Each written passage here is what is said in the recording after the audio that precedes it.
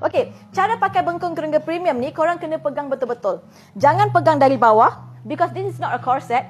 Ini adalah bengkung. Okey, so korang pegang satu persatu penyangkut dia dan jangan terus masuk cangkuk nombor 3. Walaupun rasa macam boleh masuk cangkuk nombor 3, jangan.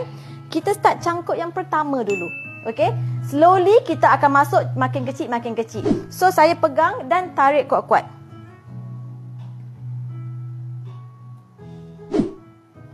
Alright, saya akan masuk lebih kurang dalam 2 atau 3 ataupun 4 cangkuk dia punya hook dulu. Barulah sambung cangkuk ke atas sebab kalau you guys nak sambung cangkuk, ada yang boleh, ada yang tak sampai. So kalau you tak sampai, pegang tertulang ni naik ke atas dan sambung cangkuk.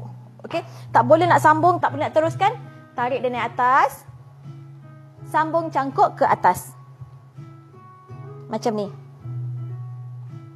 See?